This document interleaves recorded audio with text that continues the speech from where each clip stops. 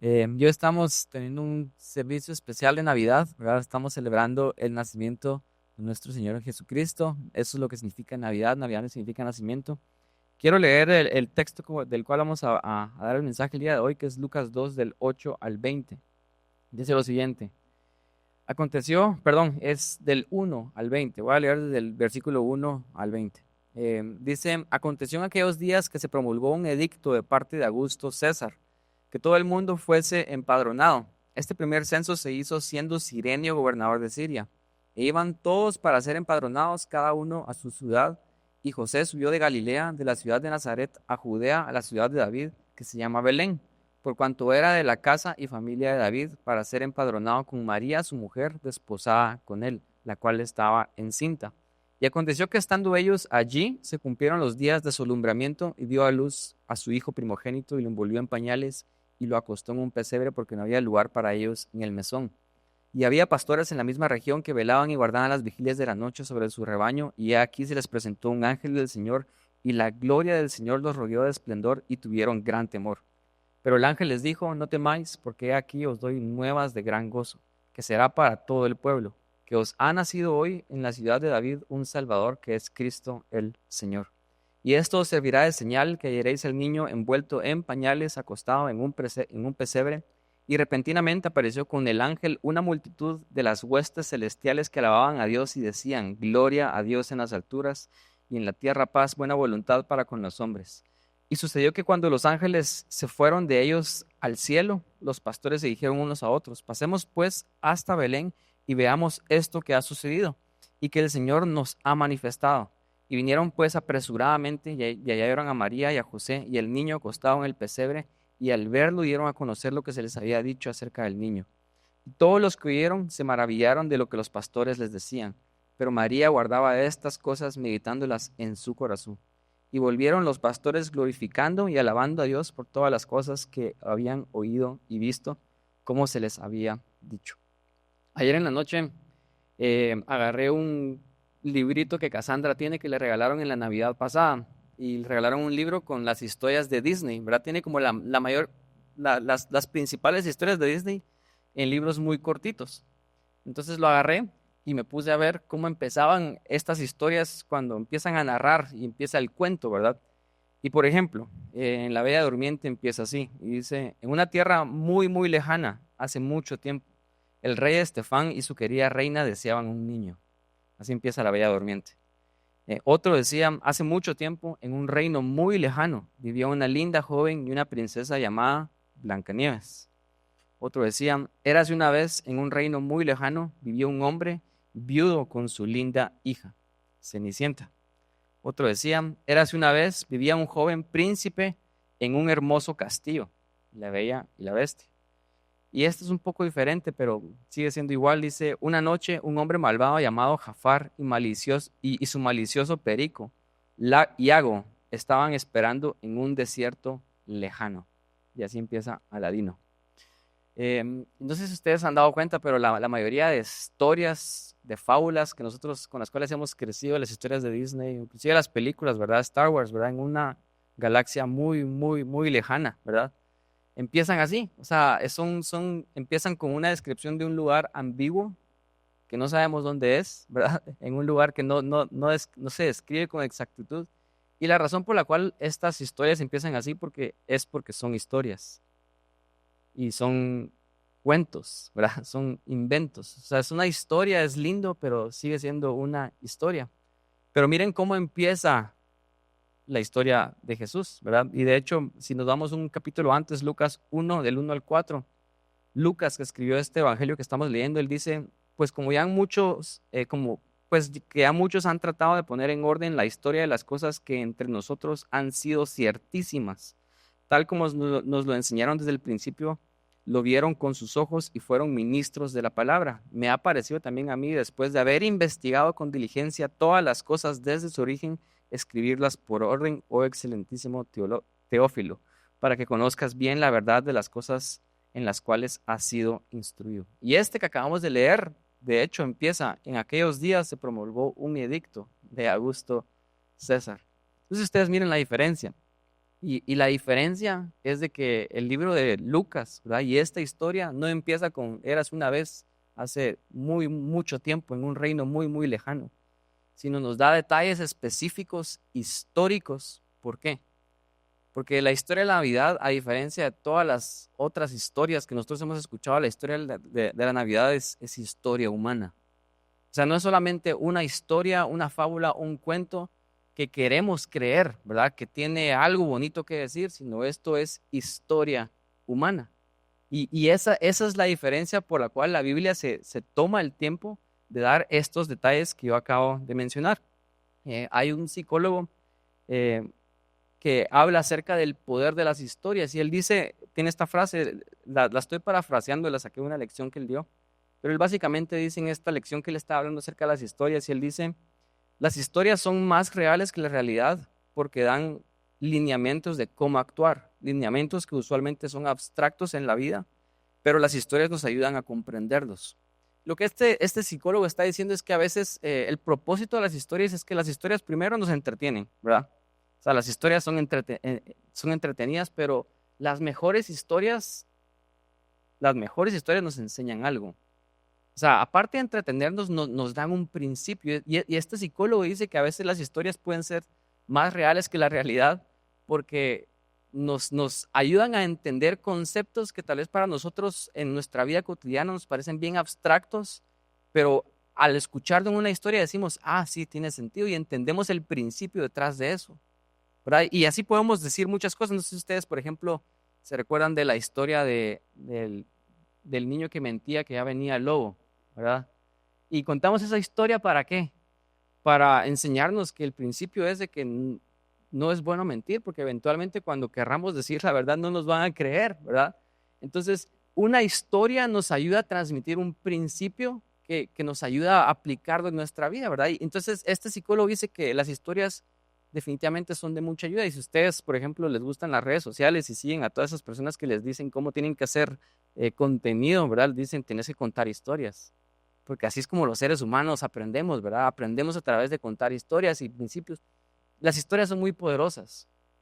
Mi punto es de que la historia de Navidad no es solamente una historia más con enseñanzas morales, con enseñanzas o con una moraleja, o inclusive con principios o enseñanzas espirituales. O sea, la historia de Navidad sí es una historia y sí podemos aprender principios morales y espirituales de ella, pero la historia de Navidad es historia humana.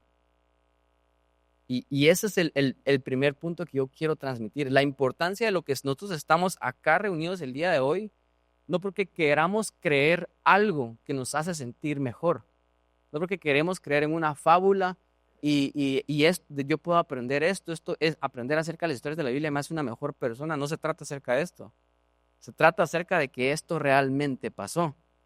Y ese es el punto de Lucas cuando él empieza a escribir todos estos detalles, ¿verdad? En el que leemos acá. Por ejemplo, eh, él dice que se promulgó un edicto de parte de Augusto César, ¿verdad? Que el mundo fuese empadronado. Y si no tuviéramos esto en la Biblia, tendríamos historiadores romanos como Suetonio, ¿verdad? Tácito y Dion de Casio que hablaron acerca de la vida de César, de Augusto César. O sea, fuera de la Biblia sabemos de que esta persona sí realmente existió. Hay un texto autográfico grabado en piedra, copiado por todo el imperio, que se llama Res Gestae Divi Augusti. Hay miles de monedas con el rostro de Augusto César. Y en arqueología también hay templos dedicados a Augusto, estatuas, hay edificios y también está su tumba en Roma. O sea, ustedes pueden ir a Roma y ver la tumba de Augusto César. O sea, ¿por qué? ¿Por qué Lucas se toma el tiempo de mencionar estos detalles? Porque nos está haciendo saber. Y obviamente para ellos esto es real porque acaba de pasar hace unos años y ellos pueden verificarlo porque todavía hay personas vivas, tal vez que conocieron a estas personas. Nosotros 2000 años después, la tendencia es de que tendemos a creer de que esto nada más es una fábula, es una historia, pero el punto de Lucas es de que Jesús es una persona histórica, es real. Augusto César existió, después él da y dice, este primer censo se hizo siendo Cirenio gobernador de Siria y nos da también acerca de Cirenio. Y Cirenio también hay evidencia histórica de parte de historiadores romanos, pero también de un historiador judío que se llama Flavio Josefo, también tiene menciona esta palabra fuera de la Biblia, ¿verdad? Y obviamente menciona lugares geográficos porque después dice, ellos fueron a su ciudad, José subió a Galilea, ciudad de Nazaret, de Judea, la ciudad de David, que se llamaba Belén, y empieza a mencionar estos lugares geográficos. ¿Por qué? Porque nos está queriendo hacer de que esto es historia, esto es verídico, esto no es en un reino muy, muy lejano, hace muchísimo tiempo. Tal vez sí es lejano para nosotros guatemaltecos y sí fue hace muchísimo tiempo, pero esto es historia. Y ese es el punto de Lucas, y ese es mi punto inicial con este mensaje de Navidad.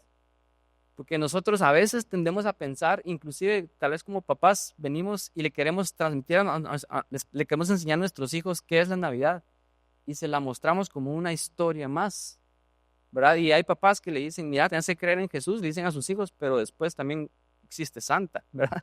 Existe el hada madrina. Entonces, a veces nos confundimos y en todas esas cosas podemos llegar a causar una confusión en nuestros hijos entre qué es realidad y qué es una historia, un cuento. Y el punto de Navidad, la razón por la cual nosotros estamos acá es porque esto no es solo una historia que nos puede ayudar psicológicamente o espiritualmente, esto es historia humana, Jesús realmente existió.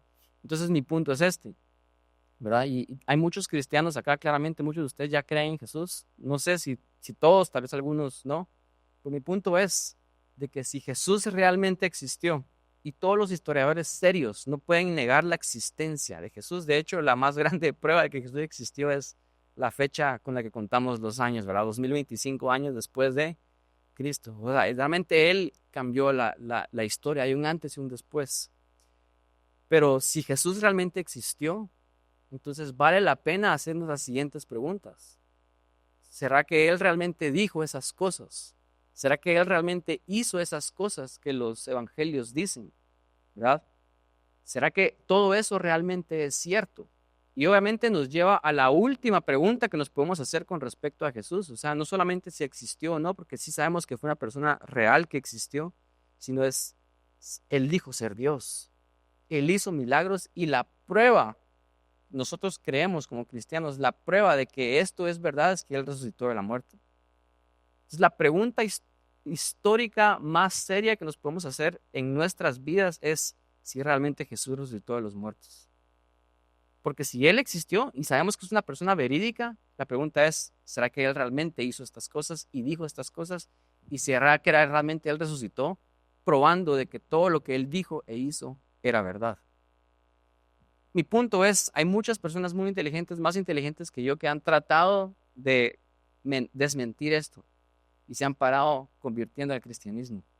Ateos y personas que trataron de perseguir, ¿verdad? Como según ellos los cristianos somos tontos, ignorantes y queremos estas cosas solamente porque nos cuentan y queremos creer todo como un cuento de hadas, pero se toparon con la historia, con la veracidad, con los hechos que les dijeron que Jesús, hay una alta probabilidad de que Jesús realmente vivió y que Él fue Dios, ¿verdad? Una de las más grandes evidencias con respecto a esto es que nosotros 2000 años después de que Él existió, estamos acá juntos celebrando su nacimiento. Eso me parece increíble, ¿verdad? Nadie hace eso hacia ninguna otra persona nunca, ¿verdad? Y tal vez muchos dicen, no, pero es que hay mucha manipulación y es bien fácil manipular a las masas quieren creer un montón de cosas y el gobierno siempre ha tomado el poder para manipular, ha usado la religión, el cristianismo para manipular. Entonces ustedes saben que por los primeros 300 años después de Jesús, decir que eras cristiano significaba ser un rechazado social, que te quitaran tus derechos, que te metieran preso, inclusive significaba que tal vez te iban a matar porque había una persecución increíble hacia los cristianos por los primeros 300 años. Por los primeros 300 años ser cristiano era literalmente ilegal. Entonces, ¿cómo haces que personas estén dispuestas a rendir sus vidas y a decir soy cristiano si el peligro de decir soy cristiano es que te van a matar? Esa es una evidencia histórica increíblemente grande acerca de la existencia y la veracidad de Jesús. O sea, lo que estoy tratando de hacerles ver en este momento es de que esta no es una historia más, con una moraleja, con una historia que nos ayuda psicológicamente, espiritualmente, esto es verdad y lo que estamos acá celebrando es de que esto realmente pasó. Entonces, otra vez la pregunta, si esto realmente pasó, y Jesús realmente murió y resucitó, entonces eso significa que Jesús realmente es Dios. Entonces, escuchen la gravedad o la grandeza de ese enunciado. Estamos celebrando de que Dios nació, de que Dios se hizo hombre. No estamos celebrando la vida de un hombre más. Estamos celebrando el nacimiento y la encarnación de Dios mismo. Porque si Jesús realmente existió, hizo todas estas cosas, dijo todas estas cosas, y su resurrección probó de que Él era Dios, y esto es cierto, entonces eso es lo que estamos celebrando. No sé si ustedes comprenden la magnitud de lo que la Navidad debería de ser. No es solo una época bonita donde hay luces y nos sentimos bien, y la atmósfera cambia, porque yo creo que sí, la atmósfera se vuelve más agradable. No es una época de consumismo nada más. O sea, es una época para recordar de que Dios mismo se encarnó, se hizo hombre. Eso es algo digno de celebrar, ¿verdad? Por eso es que miramos la euforia de los ángeles al compartir este mensaje. Eso es lo que estamos diciendo. Entonces, si esto pasó y Jesús es Dios, si Él realmente vino acá, personas que no creen en Dios, ¿no creen ustedes que vale la pena investigar si esto realmente es cierto? Porque esto es un gran enunciado que cambia todas las cosas. Y cristianos que decimos que ya creemos en Jesús, ¿no creen ustedes entonces que vale la pena realmente creer las palabras de Jesús y obedecerlas si Él realmente vivió, existió y es Dios encarnado? Porque a veces nosotros seguimos dudando y viviendo como que si Jesús no hubiera vivido acá. Porque no creemos sus palabras al punto donde las obedecemos ciegamente, porque si esto es cierto y Él es Dios, entonces eso es lo que conlleva, ¿o no? Esa evidencia creo que es la cosa que nos tenemos que cuestionar nosotros de realmente si creemos esto o no. Entonces, tarea, investiguemos esto, ¿verdad? Hay mucha evidencia histórica acerca de la veracidad de Jesús. Entonces, después, si seguimos leyendo en el versículo 6, hay otro punto que quiero mostrar, porque ahorita nada más estoy mostrando el punto de que esto no es una historia que solamente nos ayuda con principios psicológicos, morales o espirituales, aunque sí lo hace. Esta es una historia de la vida real. Esto realmente pasó, esto es historia humana, ¿verdad? Y ese es mi punto. Pero la historia de Navidad también tiene principios espirituales que nos ayudan a vivir. Entonces ahorita pasemos a la segunda parte de este sermón en donde les doy principios espirituales y el primero lo encontramos en el versículo 6.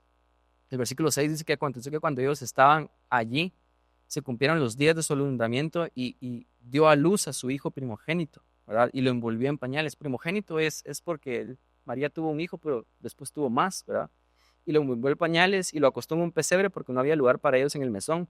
Y habían pastores en la misma región que velaban y guardaban las vigilias de la noche sobre su rebaño. Y aquí se les presentó un ángel del Señor y la gloria del Señor los rodeó de esplendor y tuvieron gran temor. O sea, ellos vieron un ángel y hubo una gran luz que los envolvió completamente y ellos tuvieron miedo. No sé si ustedes se recuerdan cuando ustedes eran más jóvenes, espero que ahorita de adultos a ustedes ya no les pase esto, pero usualmente cuando éramos niños le teníamos miedo a la oscuridad, ¿no? A Cassandra a veces ahorita ya tiene esa etapa donde no quiere que le apaguemos la luz porque le da miedo. Es bien curioso porque ¿quién le enseña, verdad? Que la oscuridad da miedo. Entonces ella a veces quiere que estemos con ella. Y si ustedes tal vez se recuerdan, tal vez nosotros teníamos ese miedo a la oscuridad. De hecho había una serie de Nickelodeon, creo que era, el tema de la oscuridad. Pero lo normal es de que nosotros le tengamos miedo a la oscuridad. Pero acá está pasando lo inverso. Los pastores están viendo una luz y le tienen miedo a la luz. Entonces ustedes miran que esto es contraproducente porque los pastores eran personas que estaban acostumbrados a estar afuera, ¿verdad? Expuestos, ellos estaban expuestos a las fieras, ellos eran personas que no tenían miedo a la oscuridad, ellos podían estar en la noche completamente y venía un león, venía un animal, ellos sabían defenderse, sabían qué hacer, o sea, ellos eran personas que no se asustaban tan fácil, ¿verdad? Porque ellos eran personas que trabajaban. Pero vieron una luz que los asustó. Y esto parece extraño, ¿verdad? Entonces, la pregunta es, ¿por qué tuvieron miedo? Cuando usualmente como seres humanos nos da miedo a la oscuridad, no a la luz, ¿verdad? Pero los pastores tuvieron miedo y el versículo 9 de hecho nos da el detalle, ¿por qué tuvieron miedo? Dice que se les presentó un ángel del Señor y la gloria del Señor los rodeó de esplendor. No era cualquier luz la que ellos vieron. Era la luz ¿de qué? De la gloria. Y eso nos hace la pregunta, ¿por qué le tuvieron miedo a la gloria de Dios? ¿Verdad? Esa es una muy buena pregunta de hacernos. Escuchen lo que dice Éxodo 3:6b. Esta es cuando Dios se le aparece a Moisés. Y dice que Moisés cubrió su rostro porque tuvo miedo de mirar a Dios. Moisés también vio la gloria de Dios y él tuvo miedo de ver a Dios. Escuchen lo que dice Isaías 6:5. Este también es el llamamiento de Isaías, cuando Dios llama al profeta Isaías y se le aparecen unas visiones, se le aparecen unos ángeles, unos querubines bien extraños. Y después él dijo, entonces dije, ay de mí que soy muerto, porque siendo hombre de labios inmundos y habitando en medio de un pueblo que tiene labios inmundos, han visto mis ojos al Rey Jehová de los ejércitos. O sea, Isaías también vio a Dios y en el momento él sintió que se iba a morir. Entonces ustedes miran, esto es algo que pasa a lo largo de toda la Biblia. Cuando las personas se encuentran con la gloria de Dios, con la luz de quién es Dios, la reacción usual es de que tenemos miedo. ¿Por qué? No sé si se han preguntado ustedes eso. Y la respuesta es porque cuando la luz revela todo, la luz revela las cosas como realmente son. Y cuando la luz de Dios realmente nos alumbra, podemos realmente tener una claridad de ver las cosas como realmente son.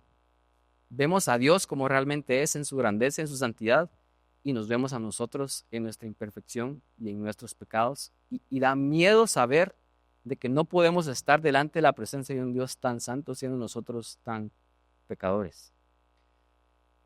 Ayer yo estaba hablando en una actividad y no sé si a ustedes les pasa esto, cuando ustedes se miran al espejo, ustedes siempre ponen su mejor cara, ¿verdad? Yo tenía un amigo que cada vez que se mira al espejo, él siempre hacía como esta cara, ¿verdad? Y siempre tenemos una cara y un ángulo cuando nos miramos al espejo. O sea, mírense ustedes en el espejo y siempre hay como una actitud en la que ustedes fingen, ¿verdad? Porque ustedes saben cuál es el ángulo que ustedes se miran mejor. Ese es el ángulo que para ustedes, así son ustedes. Cada vez que ustedes se miran en el espejo, ustedes se miran con su mejor ángulo, ¿verdad? Con su mejor. Pero de repente alguien les toma una foto del peor ángulo que ustedes tienen, ¿verdad? Para muchos hombres es desde aquí arriba, ¿verdad? Para otros es desde acá abajo. Y ustedes miran esa foto que subieron y los taguearon en Facebook o en Instagram y ustedes dicen, qué horrible estoy, ¿verdad? Qué viejo me miro, qué gordo me miro. Yo sé que no le pasa a los que son perfectos, pero a todos los demás sí nos pasa y nos llenamos de inseguridades porque en la foto nos estamos viendo como realmente somos. Esta es una analogía bien, no le hace justicia al miedo que nosotros sentimos cuando realmente vemos la gloria de Dios. Pero lo que realmente causa el ver a Dios y entender y tener la conciencia de quién es Él en su perfección, en su grandeza, en su santidad, y verlo como nunca antes lo hemos visto, y después vernos a nosotros que somos tan imperfectos, tan llenos de fallas, tan pecadores. Eso es lo que causa miedo. Porque por un breve momento de conciencia decimos, no soy digno de estar delante de la presencia de un Dios tan santo.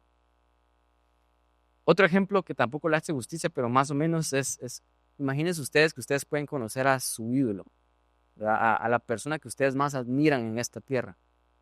Imagínense que ustedes se enteran de que esa persona está en Oakland, ahí está en Guatemala, ¿verdad? Y ustedes dicen, tengo que ir, y ustedes puros, se les sale el fan interno, ustedes se la llevan de muy cool, ¿verdad? Pero se les sale el fan interno y ustedes van a Oakland a buscar a esa persona y la encuentran y esa persona está ahí enfrente de ustedes.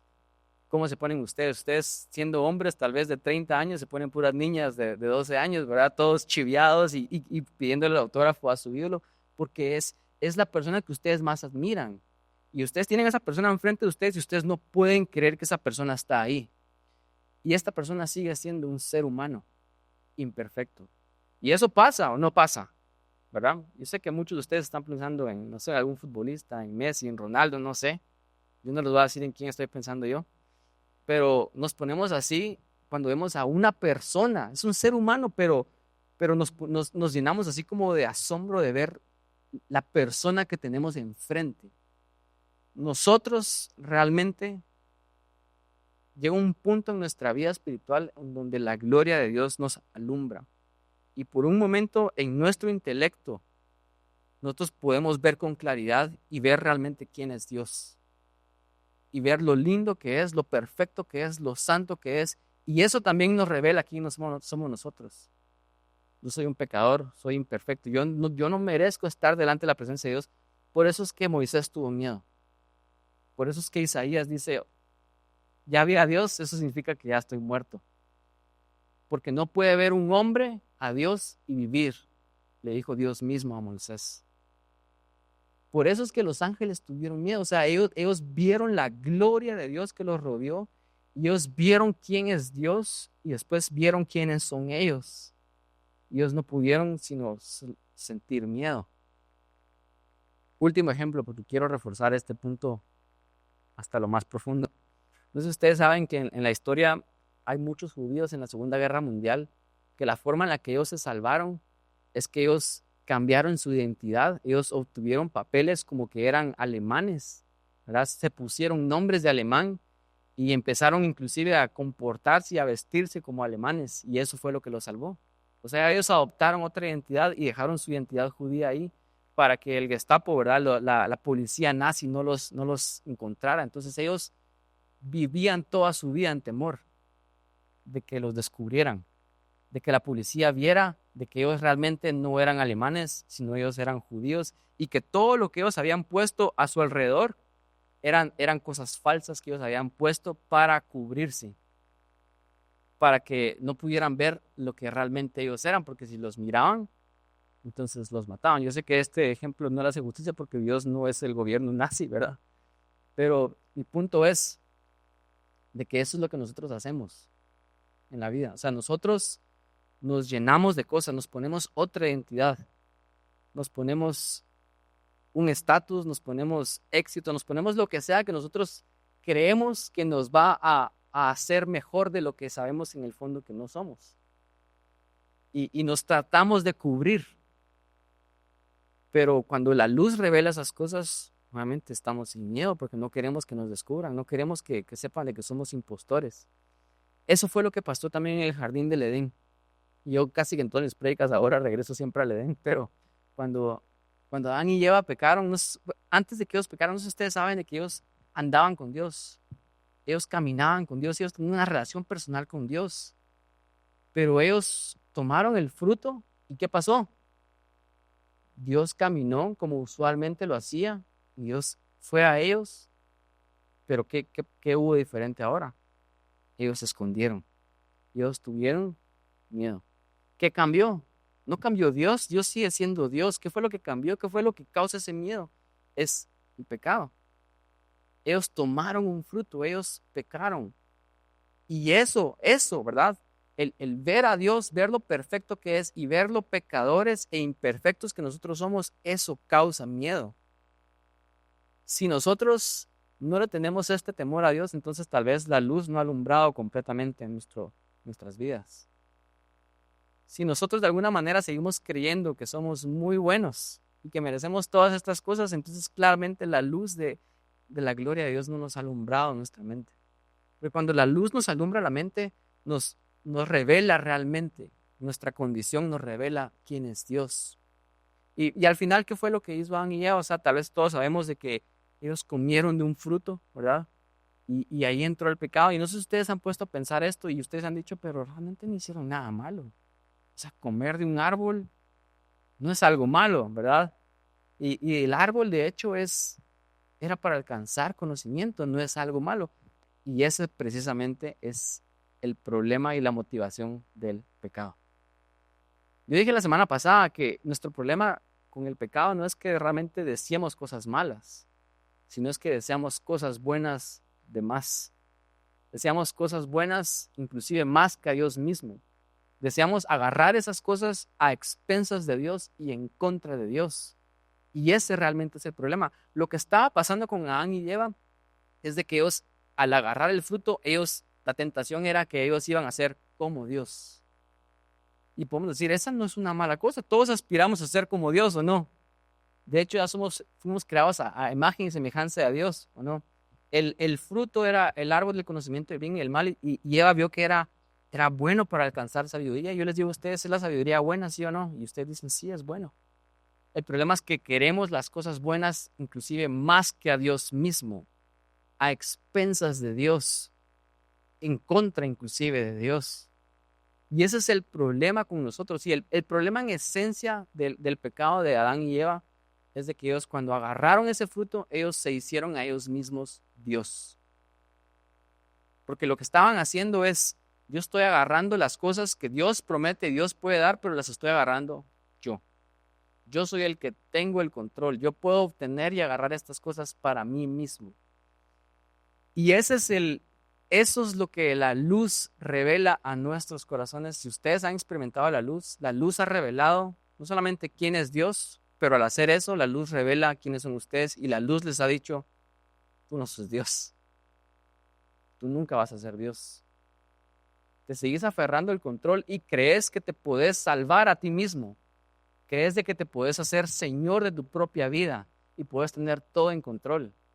Crees que las cosas que tú querés están allá al alcance y tú las puedes alcanzar, te puedes salvar, te puedes dar identidad, te puedes dar felicidad, te puedes dar gozo, paz, amor. Todas estas cosas te las puedes dar a ti mismo, solo tienes que ir y perseguirlas. Pero la luz del Evangelio nos dice, tú no sos Dios.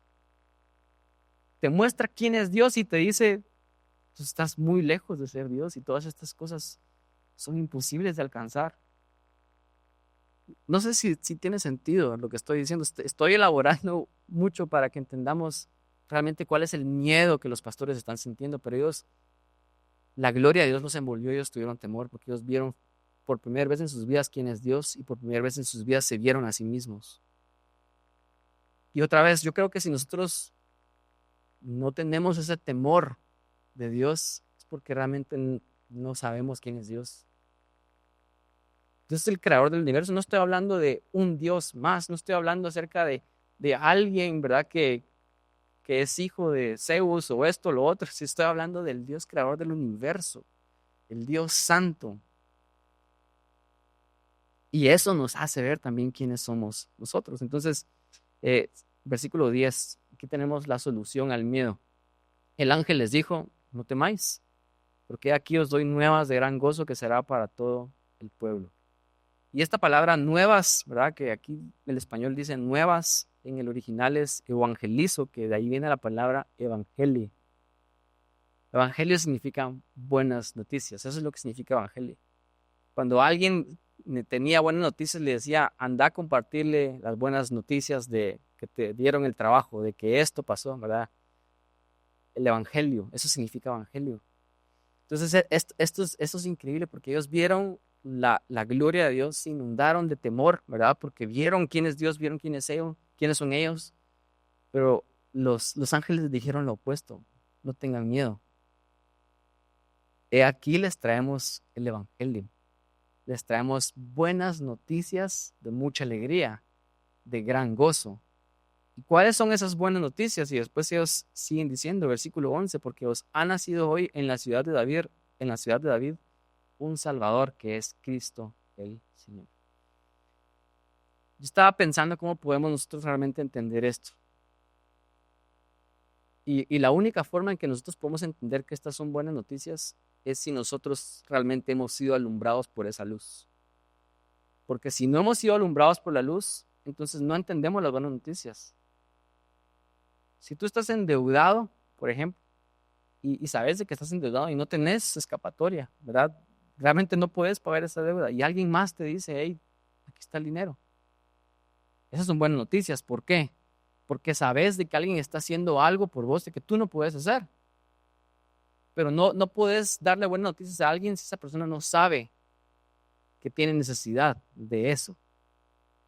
Entonces, cuando nosotros escuchamos el mensaje de salvación, escuchamos el mensaje del evangelio, y eso no llena nuestro corazón de alegría y de gozo, es porque no entendemos de qué estamos siendo salvados. No entendemos la necesidad que tenemos de un Salvador. Aún seguimos creyendo de que nosotros nos podemos salvar a nosotros mismos. Pero en el momento que has sido alumbrado con la luz de Dios y Dios te ha hecho saber en tu corazón de que tú no sos Dios, tú no te puedes salvar. No hay nada que tú puedas hacer para salvarte. Y realmente has sido honesto con esa realidad y has descubierto eso. Y después Dios te dice, pues no tengas pena porque viene un Salvador. Entonces son buenas noticias. No sé si tiene sentido esto, pero a veces nosotros escuchamos estas cosas y tal vez nosotros hemos escuchado tanto, que para nosotros es como un mensaje más, pero esta es la esencia de lo que nosotros creemos. Nosotros nunca podríamos llegar a Dios. Estamos perdidos, no tenemos salvación. Nosotros no somos Dios, estamos lejos de Él. Y porque estamos lejos de Él, nunca podemos llegar a Él, porque lo que se requiere para llegar a Él es perfección. Y ninguno de nosotros podemos ser perfectos. Pero ¿cuáles son las buenas noticias que están comunicando los ángeles? No se preocupen. Dios sabe que ustedes no pueden llegar a Él, ustedes nunca van a tener lo que se necesita. Por eso Dios se está yendo a ustedes. Y por eso Dios se está encarnando en una forma en la que ustedes lo pueden ver, escuchar y tocar. Porque con el pecado que nosotros tenemos, nosotros no podemos nunca ver a Dios, ni escucharlo, ni sentirlo, ni ir a Él. Por eso es que Dios se encarna y se hace hombre. Él se pone en un paquete que nosotros podemos entender, escuchar y ver. Y Él decide irrumpir en la historia humana, encarnándose. Otra vez, ¿qué es Navidad? Navidad no es una historia más.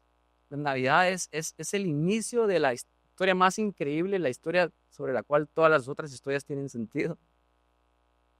La historia de que Dios mismo, el creador del universo, se encarnó en una persona, en la forma de un ser humano, se hizo hombre, Él vino a nosotros. Esas son las buenas noticias. Y escuchen lo que dice, o sea, las buenas nuevas, ahí no tengan miedo porque Dios está haciendo algo. Ustedes no pueden llegar a Dios, pero Dios está yendo a ustedes, está encarnando en la persona de Jesús. Y os ha nacido hoy un Salvador, que es Cristo el Señor. Estas dos palabras son clave para nosotros como cristianos. Dios nos salva de ese pecado, ¿verdad? Todas las cosas que nosotros, de las cuales necesitamos salvación, Dios es la respuesta, Dios es la solución.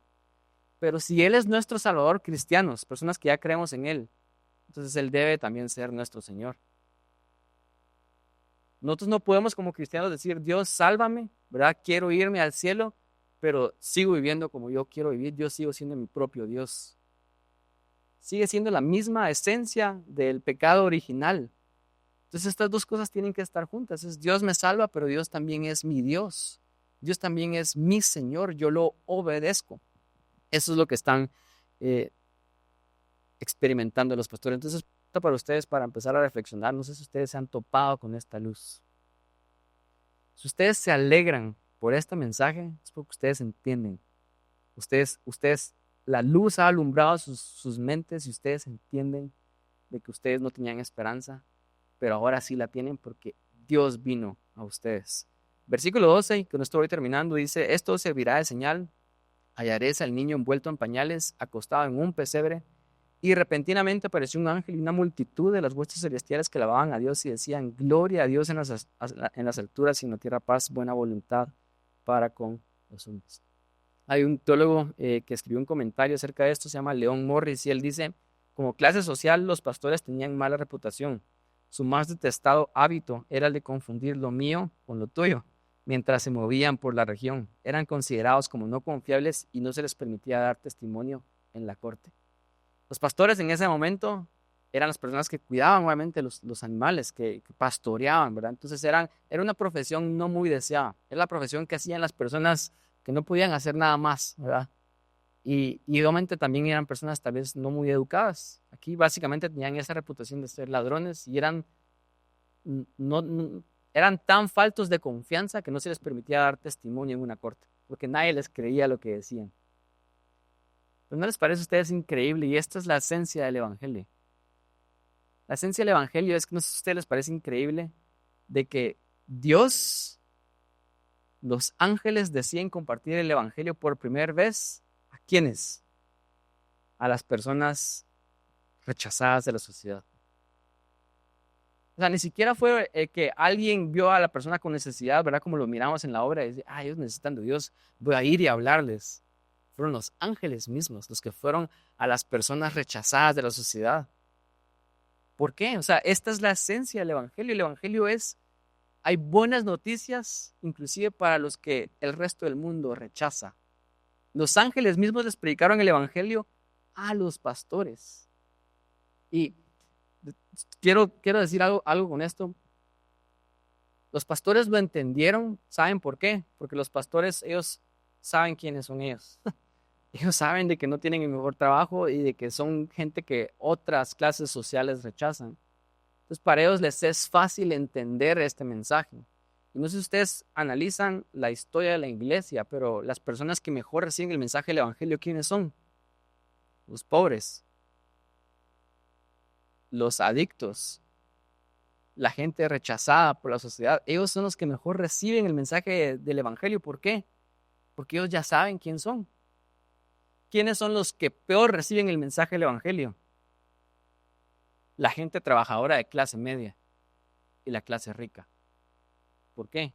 Porque hay un orgullo en nuestros corazones que decimos, yo no necesito que me salven, yo puedo trabajar por mí mismo, yo me puedo proveer a mí mismo, yo me puedo salvar a mí mismo. Jesús dijo, es muy difícil que un rico entre al reino de los cielos. ¿Por qué? Porque hay un orgullo en su corazón donde él tiene su orgullo basado en su habilidad, basado en su riqueza, en las cosas que ha acumulado.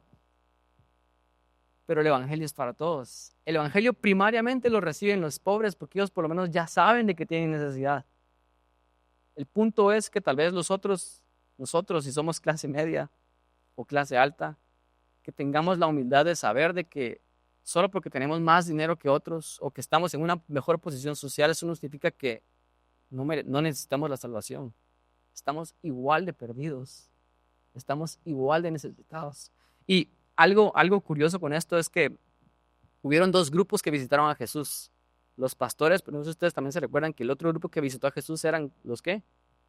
Los reyes, y la traducción es horrible en el español, los reyes magos, ¿verdad? O sea, nos hace pensar más en una historia de fábula que en la realidad, pero básicamente eran científicos, eran astrólogos, eran personas estudiadas que analizaban las estrellas, ¿verdad? Obviamente sí tenían cierta superstición ellos, pero ellos tenían ciencia, ellos eran personas que eran estudiados, eran entendidos, tenían dinero porque le llevaron buenos regalos a Jesús, ¿verdad? Y no eran judíos. Escuchen esto, o sea, el mensaje fue predicado a la clase social baja por los ángeles mismos. Y ellos saben que necesitan este mensaje y ellos van a Jesús. Pero la gente estudiada vio la naturaleza, la estrella, y la naturaleza misma, la ciencia los llevó a buscar a Jesús también. Y a ellos los llevó siendo también ricos y siendo también gentiles, no judíos. ¿Por qué? Porque estos dos grupos tan opuestos, pastores y reyes magos, astrólogos, científicos, gente rica, ¿por qué? Gente que no eran judíos, gentiles, los pastores eran judíos. Porque Dios está diciendo el Evangelio es para todos. Y al decir el Evangelio es para todos es, todos necesitan de Dios, no importa qué tan rico, qué tan poderoso, qué tan bueno creas que sos. Si la luz te alumbra, vas a saber de que necesitas de un Salvador. Necesitas de un Señor, no tenés el control de tu vida. No te puedes dar las cosas que solamente Dios puede dar. Ese es el mensaje. Y sucedió que cuando los ángeles, versículo 15, se fueron de ellos al cielo, los pastores y se dijeron unos a otros, pasemos pues hasta Belén y veamos qué es esto que ha sucedido y el Señor se nos ha manifestado. Y vinieron pues apresuradamente y hallaron a María y a José acostado en el pesebre. Escuchen, la palabra que quiero resaltar acá es vinieron apresuradamente. O sea, ellos vieron esto y ellos inmediatamente dijimos, tenemos que conocer al Salvador del mundo. Y apresuradamente fueron y dijo, vayamos hasta Belén. Seguramente estaban lejos, pero llegaron rápido porque todavía estaba María ahí acostada con Jesús en el pesebre. Esta urgencia que yo miro en los pastores, ¿saben qué me habla a mí? Me dicen que ellos entendieron el mensaje. Si nosotros no tenemos una urgencia en nuestros corazones, en nuestras vidas de buscar al Salvador, es porque creemos que no necesitamos un Salvador. Es porque creemos que nos podemos salvar a nosotros mismos. Pero si ustedes tienen en sus corazones una urgencia de buscar a Dios y decir, Dios te necesito porque no tengo el control, estoy perdido, no sé qué estoy haciendo con mi vida. Dios te necesito y vamos y leemos la palabra y oramos y buscamos comunidad, hacemos todas las cosas que nos llevan a encontrar al Salvador y tenemos esa urgencia por buscarlo. Eso significa que entendemos el mensaje del Evangelio. Pero esa pasividad de no pensar en Él, de no orar, de no buscarlo en la lectura de la palabra, de no buscarlo en comunidad, esa pasividad solo habla acerca del orgullo que tenemos de creer de que nuestras vidas están en control y nosotros somos los dioses de nuestras vidas. Pero ellos tuvieron esa urgencia, lo dejaron todo y lo encontraron, versículo 18. Y todos los que lo vieron se maravillaron de lo que los pastores decían, pero María guardaba todas estas cosas meditándolas en su corazón. Y ellos volvieron glorificando y alabando a Dios por todas las cosas que habían oído y visto y como se les había dicho. Termino con esto.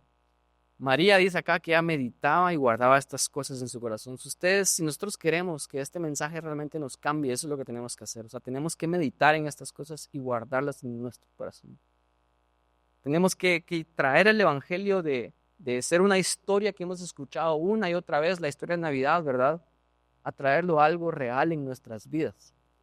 Y termino con estos 3 puntos. Punto número 1, Jesús es historia, no es una historia, es historia humana, Jesús realmente existió. Punto número 2, tenemos que dejar que la luz de la gloria de Dios nos confronte, nos muestre quién realmente es Dios y quién realmente somos nosotros en comparación con Dios.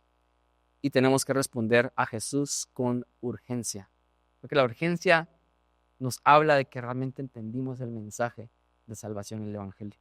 Voy a pedir que nos pongamos de pie, vamos a terminar orando el día de hoy.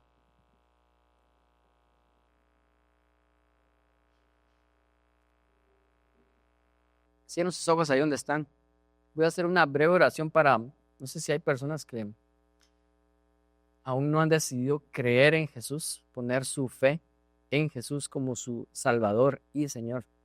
Quiero hacer una invitación el día de hoy, una oración en la que ustedes pueden repetir, y si ustedes la repiten con convicción, este es el inicio de una relación, es el inicio de realmente una nueva vida, de poner nuestra fe en Jesús. Así que solo repitan después de mí.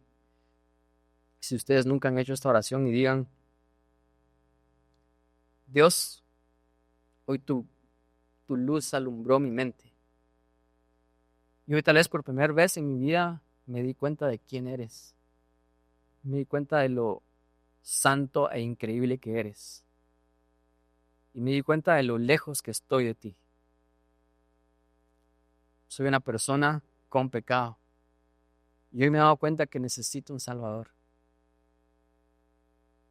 Hoy me he dado cuenta porque esa luz me ha alumbrado, tu espíritu me ha convencido de que necesito ser salvado, de que yo no puedo ser el Dios de mi propia vida, que tal vez he tratado de tener el control y es una ilusión tenerlo, porque no puedo ser Dios. Entonces hoy, Dios, yo vengo delante de ti y decido creer en ti como mi Salvador y como mi Señor. Y yo decido poner mi fe en ti. Hoy decido yo creer en ti. Para todos los demás cristianos, sigamos orando, y esta oración es para el resto de los que hemos puesto nuestra fe en Jesús. Y decimos, Dios, hoy tu palabra nos ha confrontado.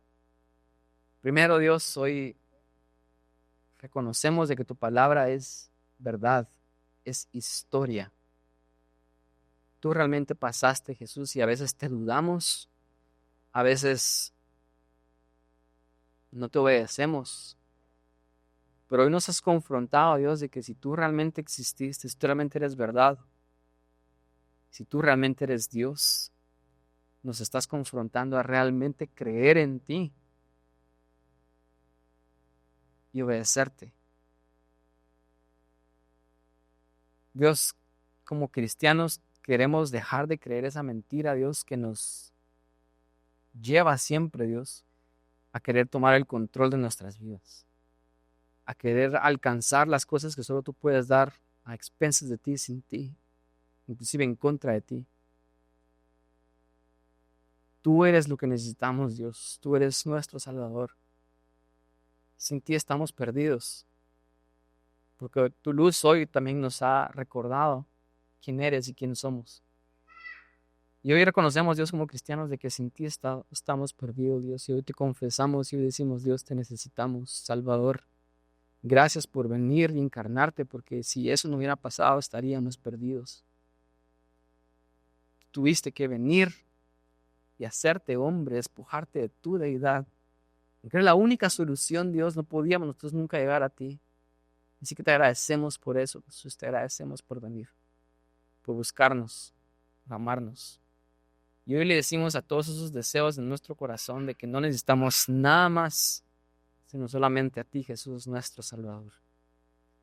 Y queremos, Dios, que tú seas Señor en nuestras vidas, Dios. Ayúdanos a rendir el control, a cederlo a ti, Dios. Toma el control de nuestras vidas, guíanos, Espíritu Santo. En tu nombre oramos.